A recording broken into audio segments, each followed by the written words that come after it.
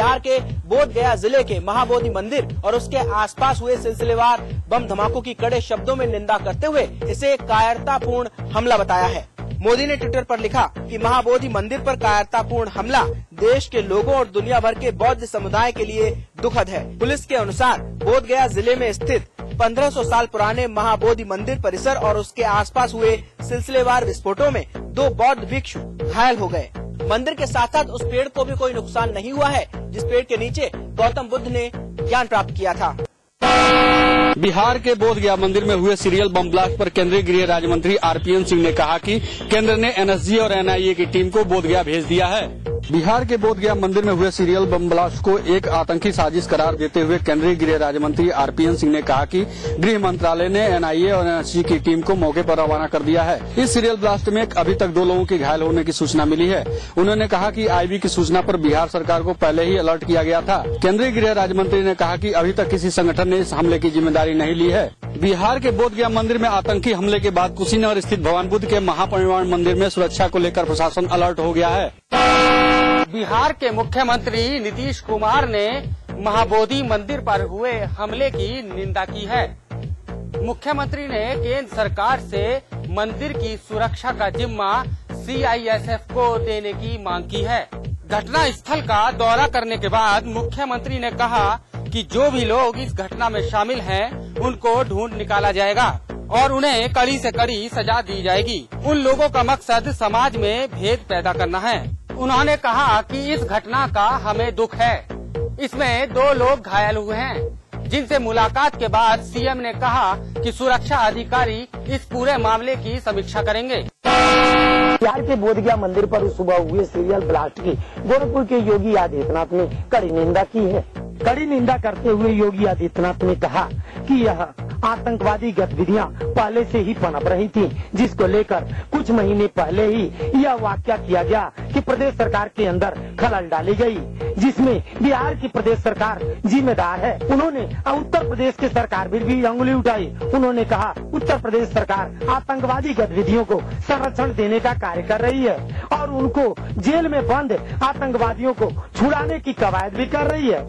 योगी आदित्यनाथ ने निंदा करते हुए यह भी कहा कि उसकी उच्च स्तरीय जांच होनी चाहिए। गया में हुए धमाके के बाद उत्तर प्रदेश में जारी किया गया है हाई अलर्ट। गया में हुए धमाके के बाद उत्तर प्रदेश में भी हाई अलर्ट जारी कर दिया गया है। उत्तर प्रदेश के सभी संवेदनशील इलाकों में हाई अलर्ट जारी किया गया है और साथ ही वहां पर एंटी माइंस और बॉम्ब स्क्वाड भी तैनात कर दिया गया है। सभी जिले के एसएसपीज और डीआईजी को ये बात बता दी गई है कि किसी भी तरह की अप्रिय घटना या उससे जुड़ी हुई सूचना आने पर वहां तत्काल प्रभाव से स्पेशल फोर्सेज भेज दी जाएं। साथ ही ADG law and order Arun Kumar Jha ने ये भी बताया कि गया में हुए धमाके का मुआयना करने के लिए उत्तर प्रदेश के बनारस से एटीएस की एक टीम भी भेजी गई है, जो पूरी घटना की यथास्थिति यहां पर आके बताए। साथ ही ये भी बताया गया कि एयरपोर्ट और रेलवे स्टेशन पर हाई सिक्योरिटी कैमरास भी लगाए गए हैं, जिससे किसी भी तरह की गतिविधियों पर पूरी तरह नजर रखी जाए और सभी जगह पर स्पेशल फोर्सेज भी लगा दी गई हैं। उत्तर प्रदेश पहले भी आतंकियों की हिट लिस्ट में रहा है, जिसको देखते हुए हाई अलर्ट घोषित किया गया है। साथ ही सभी खुफिया एजेंसियों को भी सतर्क कर दिया गया है। वाराणसी में सारनाथ स्थित भगवान बुद्ध के मंदिर में आज प्रशासन द्वारा गहन चेकिंग कराई गई है। गया बौद्ध स्थली में हुए सीरियल ब्लास्ट को लेकर सभी धार्मिक स्थलों पर हाई अलर्ट लगा दिया गया है। ऐसे में धर्म की नगरी काशी का भी संवेदनशील माना जाता है, इसलिए घाटों और मंदिरों में गहन चेकिंग कराई गई है। वहीं सारनाथ स्थित भगवान बुद्ध के मंदिर में भी डॉग स्क्वाड और बम स्क्वाड की टीम ने चेकिंग की है। वहीं जल सुरक्षा व्यवस्था भी कड़े कर देने की बात प्रशासन ने कही है। वहीं प्रशासन ने चेकिंग के दरमियान ये भी पाया है कि मंदिर में लगे सीसीटीवी के कैमरे भी काफी दिनों से खराब पड़े हैं। ऐसे में प्रशासन का कहना है कि जल्द वो कैमरे भी ठीक करा दिए जाएंगे और सुरक्षा व्यवस्था भी बढ़ा दी जाएगी। उत्तर प्रदेश में जनता दल यूनाइटेड आगामी लोकसभा चुनाव में अकेले अपने दम पर चुनाव में उतरेगी। भाजपा से अलग होने के बाद उत्तर प्रदेश जनता दल यूनाइटेड की आज पहली बैठक हुई, जिसकी अध्यक्षता खुद पार्टी के राष्ट्रीय महासचिव केसी त्यागी ने की। बैठक में भाजपा से अलग होने के बाद उत्तर प्रदेश में जेडीयू के जनाधार को मजबूत करने पर पार्टी पदाधिकारियों में चर्चा हुई। जिसमें केसी त्यागी ने कहा कि उत्तर प्रदेश पार्टी किसी भी दल से गठबंधन नहीं करेगी। वहीं त्यागी ने कहा कि उत्तर प्रदेश में भाजपा से गठबंधन होने के कारण जनता दल यूनाइटेड अपना जनाधार नहीं बढ़ा पा रहा था और अब पार्टी को प्रदेश में जनाधार बढ़ाने का अच्छा मौका मिला है और पार्टी के कार्यकर्ताओं को आगामी लोकसभा चुनाव के लिए अभी से ही लग जाना चाहिए। वहीं बिहार के बोधगया में हुए सिलसिलेवार ब्लास्ट पर पार्टी के राष्ट्रीय महासचिव केसी त्यागी ने कहा कि एनआईए व खुफिया विभाग ब्लास्ट के कारणों के जांच में लग गई हैं और दोषियों को जल्द से जल्द पकड़ लिया जाएगा। बसपा का ब्राह्मण सम्मेलन ब्राह्मणों का नहीं बल्कि केवल बीएसपी का सम्मेलन था, जहां दलितों को टीका लगाकर ब्राह्मण सम्मेलन में बैठाया गया। यही नहीं, बीएसपी सरकार के दौरान ब्राह्मणों पर झूठे मुकदमे लिखाए गए और उनका उत्पीड़न किया गया। ये आरोप लगाए हैं सूबे की सत्ताधारी समाजवादी पार्टी की सरकार ने। समाजवादी पार्टी का ये भी कहना है कि मायावती को सूबे की सरकार और किसी भी मंत्री पर कुछ भी कहने का कोई हक नहीं है, क्योंकि बीएसपी की सरकार में भ्रष्टाचार और अपराध चरम पर था।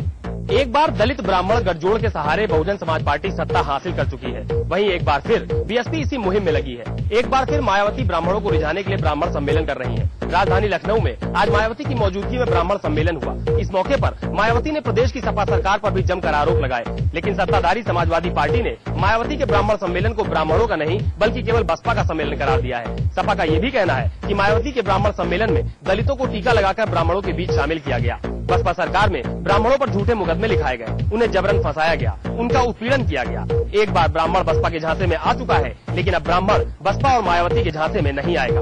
बसपा ने कहा कि सपा सरकार में सांप्रदायिक दंगे हुए हैं। माया के इस बयान पर सपा का ये भी कहना है कि मायावती को सपा सरकार पर कुछ भी कहने का कोई हक नहीं है। ऐसी बातें मायावती के मुंह से अच्छी नहीं लगती, क्योंकि माया सरकार में न केवल बीएसपी नेताओं ने बलात्कार किए बल्कि अपराध भी चरम पर था। जानकार मानते हैं कि सूबे में 16% आबादी ब्राह्मणों की है और बिना इन्हें साथ लिए हुए किसी भी राजनीतिक दल का लोकसभा चुनाव में ज्यादा सीटें हासिल करने का सपना पूरा नहीं हो सकता और इसीलिए ब्राह्मणों को अपने पाले में लाने की होड़ भी मची हुई है। लेकिन आखिरकार ये ब्राह्मण किस करवट बैठेंगे, ये देखना अभी बाकी है। प्रदेश भर में चल रहे बहुजन समाज पार्टी के ब्राह्मण सम्मेलन के कार्यक्रम के पहले चरण का आज लखनऊ में समापन हो गया। कार्यक्रम में मुख्य अतिथि के रूप में बसपा सुप्रीमो मायावती व राज्यसभा सांसद सतीश चंद्र मिश्रा मौजूद रहे। तलखते व विरोधियों पर जमकर निशाना। उत्तराखंड में आई आपदा पर सहानुभूति तो कार्यकर्ताओं को तैयार रहने और विरोधियों से निपटने का गुरु मंत्र, ये सब कुछ देखने को मिला आज।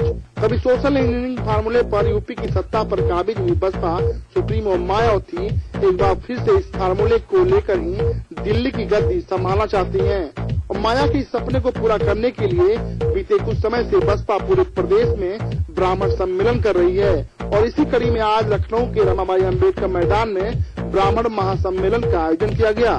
प्रदेश भर में चल रहे ब्राह्मण सम्मेलन के पहले चरण का समापन भी हो गया। इस मौके पर बसपा सुप्रीमो मायावती ने सूबे की समाजवादी पार्टी की सरकार को कानून व्यवस्था से लेकर विकास के मुद्दे तक पर फेल करार दिया। मायावती ने सपा पर ब्राह्मण और मुस्लिम समाज के साथ धोखा करने का आरोप भी लगाया। साथ ही बसपा के नेताओं के खिलाफ चल रही जांचों को राजनीतिक दोष करार देते हुए सिर्फ वसूली का आरोप लगाया है। साथ ही भ्रष्टाचार के चरम पर होने की बात कही। इस मौके पर मायावती ने सपा के नेताओं द्वारा खुद पर टिप्पणी पर आक्रोश भी जताया और खास तौर पर आजम खान पर निशाना साधते हुए कहा कि प्रदेश सरकार के एक मंत्री कहते हैं कि उत्तर प्रदेश की बेटियां उनसा न बने, यानी मायावती न बने। इसका जवाब देते हुए बसपा सुप्रीमो ने कहा कि उनको नहीं मालूम कि यूपी की सभी बेटियां अगर उनकी तरह यानी मायावती बन गयी तो प्रदेश के सभी गुंडे माफिया यूपी से भाग जाएंगे। जबकि नरेंद्र मोदी पर निशाना साधते हुए कहा कि उत्तराखंड में सिर्फ अपने प्रदेश के लोगों को बचाने की कोशिश करने वाला भला देश को अच्छी तरह से कैसे चला सकता है और सपना प्रधानमंत्री बनने का देखते हैं। इतना ही नहीं, इस मौके पर बसपा सुप्रीमो मायावती ने जहां समाजवादी पार्टी, कांग्रेस और बीजेपी के नेता नरेंद्र मोदी पर जमकर निशाना साधा। उत्तराखंड में आपदा ने तबाही का जो मंजर दिखाया है उसको देखकर पूरा देश सिहर उठा है। वहीं खुद केदार बाबा के मंदिर को छोड़कर सब कुछ केदार घाटी में तबाह हो गया। लेकिन केदार घाटी में ये तबाही कैसे हुई, इस बात का रहस्य अभी तक बना हुआ है। न विशेषज्ञ इसे बता पा रहे हैं और न ही राज्य सरकार। केदारधाम हमेशा श्रद्धालुओं से गुलजार रहता था। मंदिर के घंटों की आवाज, आरती का संगीत खुद मन को भक्ति से सराबोर कर देता था। लेकिन अब यह नज़ारे शायद ही दिखेंगे। जी हाँ, 16 जून को केदारनाथ धाम में जो पानी का सैलाब आया उसने सब कुछ लीन लिया। श्रद्धालुओं की भीड़, दुकानें, आरती का संगीत, सब कुछ। जी हाँ, वहाँ ना सुनने वाला कोई है और ना ही कहने वाला बचा है, महज लाशें और वीराना। लेकिन आखिर ये हुआ कैसे? ये तबाही का मंजर आखिर आया कैसे? यह अभी भी रहस्य बना हुआ है। हालांकि कहा जा रहा है कि हिमालय क्षेत्र में बादल फटा, उसकी वजह से गांधी सरोवर फटा और मंदाकिनी में पानी की मात्रा बढ़ गई और केदारनाथ में तबाही हुई। लेकिन अभी तक विशेषज्ञ जिस निष्कर्ष पर निकले हैं उसके तहत 16 जून की रात हिमालयी क्षेत्रों में बारिश तो हुई थी मगर बादल नहीं फटा था। हालांकि अनुमान यह भी लगाया जा रहा है कि केदार धाम के ऊपर मौजूद चोराबाड़ी ग्लेशियर टूटने से ये तबाही आई है। बताया जा रहा है कि चोराबाड़ी ग्लेशियर लगातार पिघल रहा था, लेकिन पिछले कुछ दिनों से लगातार बारिश होने के चलते पिघलने की रफ्तार कई गुना बढ़ गई थी। हालांकि दोनों ही अभी तक थ्योरी ही है, कोई भी एजेंसी इसका सत्यापन करने को तैयार नहीं है। आखिर हुआ क्या है? हालांकि जल्द ही वाडिया संस्थान की एक टीम केदारनाथ धाम जाएगी, जहां वह इसके कारणों का पता लगाएगी। लेकिन अभी तक न सरकार इसकी पुष्टि करने को तैयार है और न ही कोई अधिकारी। प्राकृतिक आपदा के कहर के बाद अब राज्य में एनडीआरएफ की तर्ज पर ही स्टेट डिजास्टर रिस्पांस फोर्स बनाए जाने की बातों को और तेजी मिल रही है। प्रदेश के डीजीपी का कहना है कि जल्द ही इस मामले में एक बेहतरीन खाका बनाकर उत्तराखंड सरकार को भेजा जाएगा। उत्तराखंड में आपदाओं का साया हमेशा से प्रदेश पर रहा है, कभी भूकंप तो कभी भूस्खलन और अब पानी के रूप में आई प्राकृतिक आपदा, जिसने प्रदेश में बहुत कुछ खत्म कर दिया है। ये पहली बार नहीं है जब प्रदेश में आपदा का कहर बरसा हो, पहले भी प्रदेश में कई बड़े हादसे होते रहे। लेकिन दुख तो ये है कि प्रदेश के लोगों ने और प्रदेश में काबिज सरकारों ने इन आपदाओं के दौरान तो कार्य करने की कोशिश की, लेकिन उसके बाद सब भूल गए। सबसे बड़े दुख की बात तो ये है कि प्रदेश में अभी तक आपदा के दौरान कार्य करने वाली कोई भी बचाव या राहत की फोर्स तक नहीं है। प्रदेश के डीजीपी अब इस प्रदेश में एसडीआरएफ के गठन करवाने की बात कह रहे हैं। पेश है एक रिपोर्ट। उत्तराखंड के पिथौरागढ़ और चमोली में कुछ साल पहले आए भूकंप से काफी नुकसान हुआ था, जिसमें सैकड़ों लोग मारे गए थे। इतना ही नहीं, बरसात के मौसम में हर साल प्रदेश के कुमाऊं और गढ़वाल में कई जिलों में भारी तबाही होती है। लेकिन उस तबाही के दौरान सरकार और प्रशासन द्वारा बड़ी बड़ी बातें कही जाती हैं, लेकिन बरसात बीत जाने के बाद वो सारी खत्म हो जाती हैं। प्राकृतिक आपदा से पूरा प्रदेश इस वक्त करा रहा है, इसलिए डीजीपी भी अब एसडीआरएफ यानी स्टेट डिजास्टर रिस्पांस फोर्स के गठन की बात कह रहे हैं। इतना ही नहीं, उनका कहना है कि कई प्रदेश इसका गठन कर चुके हैं और आज तक हम इसका खाका भी तैयार नहीं कर पाए। यदि ये फोर्स गठित हो जाए तो आपदाओं में लगे लोगों की जान और माल की सुरक्षा कर सकते हैं। वहीं प्रदेश के आपदा मंत्री को इस बारे में अभी जानकारी तक नहीं है। उनका तो ये भी कहना है कि प्रदेश में एसडीआरएफ का गठन हो चुका है, लेकिन ऐसे में अगर प्रदेश के आपदा मंत्री ही ऐसे बयान देंगे तो प्रदेश के अन्य मंत्रियों और प्रशासन के अधिकारियों की क्या कहेंगे। उत्तराखंड में आई प्राकृतिक आपदा के दौरान एनडीआरएफ की टीमें गाजियाबाद और भटिंडा से मंगानी पड़ी। ऐसे में ये टीमें 2 दिन तक तो दिल्ली से देहरादून पहुंची, उसके बाद इनको आगे के क्षेत्रों में जाने में भी काफी समय लगा। अगर प्रदेश में स्टेट डिजास्टर रिस्पांस नाम की कोई चीज होती तो शायद बेहतर कार्य हो पाता और जनता की सुरक्षा भी की जा सकती थी। भले ही उत्तराखंड के आपदा प्रभावित क्षेत्रों में राहत सामग्री न पहुंच पाई हो, लेकिन खाद्यान्न सामग्री के कालाबाजारी के आरोप लगने लगे हैं। नेता विपक्ष अजय भट्ट का कहना है कि हरिद्वार में हरियाणा से लाई गई राहत सामग्री को आढ़तियों को बेचा गया है। उनका कहना है कि राज्य सरकार संवेदनहीन बनी हुई है। उत्तराखंड में आए जल प्रलय के बाद तमाम दूरस्थ क्षेत्रों में खाद्यान्न का संकट है, लेकिन वहीं दूसरी ओर राहत सामग्री की कालाबाजारी की बात सामने आ रही है।